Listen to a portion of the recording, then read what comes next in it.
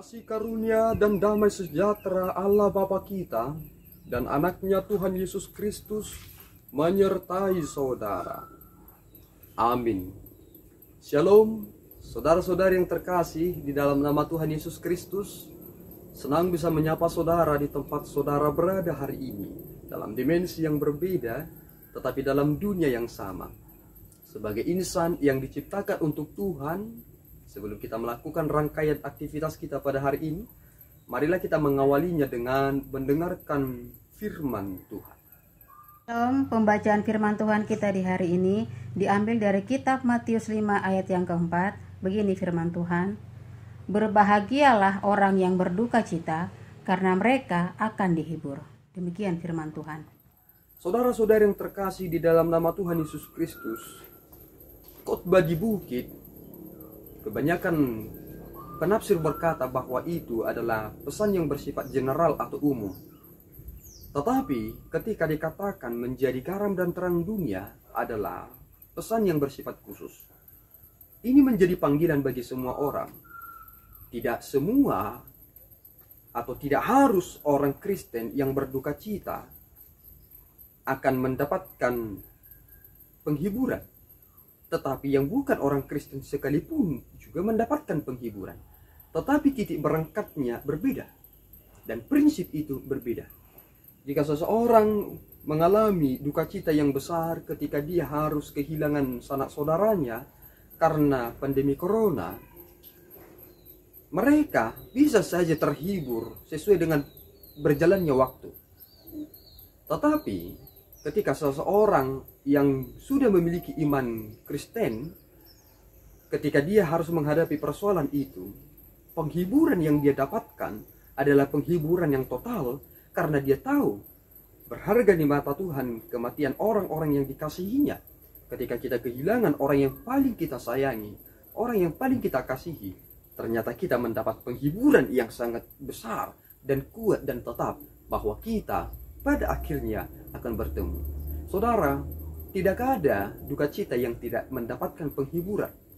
Ternyata seberat apapun yang dipikirkan seseorang tentang sesuatu, segala sesuatunya pasti berubah seiring dia menjalani kehidupannya dan mendapatkan pengertian yang baru dalam dirinya.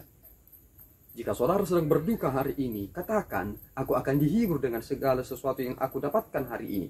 Jika aku harus mendapatkan kerugian, aku harus yakin bahwa aku akan memperoleh keuntungan di masa depan.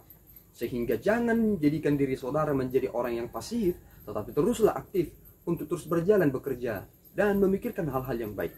Jangan karena saudara menghadapi duka cita yang besar, saudara mematahkan masa depan saudara dengan menutup mata, menutup hati, dan menutup keinginan. Kegagalan adalah keberhasilan yang tertunda, kata orang-orang bijak. Tetapi bagi orang bodoh, kegagalan adalah sesuatu yang sangat memalukan dan tidak perlu mengawalinya lagi. Cara pikir seseorang ternyata akan mempengaruhi seseorang untuk bertindak. Jika kita di dalam Kristus, maka cara kita memahami sesuatu itu harus memproyeksikan sesuatu yang baik dan benar yang sesuai dengan firman Tuhan. Sehingga duka cita bukanlah sesuatu hal yang harus menjadi pengertian yang perlu sekali diangkat-angkat, diagung-agungkan. Tetapi kita harus menghadapi itu dengan menerima realita. Dan kita harus yakin dan teguh, Tuhan pasti memampukan kita sebagai anak-anaknya. Berjalanlah dalam kehidupan saudara, dan jangan izinkan duka cita itu larut dan membuat perasaan saudara menjadi pudar. Tetapi izinkanlah firman Tuhan menghibur saudara, dan duka cita saudara menjadi kekuatan yang akan memberi pengertian bahwa hidup harus terus berjalan, meskipun terkadang kita harus tertatih-tatih. Tuhan memberkati saudara, kita berdoa. Ya Allah Tuhan kami bersyukur atas anugerah yang Tuhan beri, bahwa Engkau akan menghibur kami ketika kami menghadapi duka cita.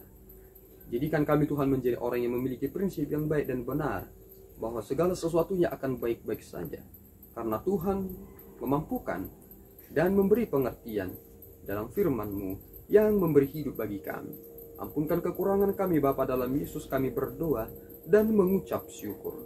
anugerah Tuhan kita Yesus Kristus, kasih setia Allah Bapa, dan persekutuan Roh Kudus menyertai saudara.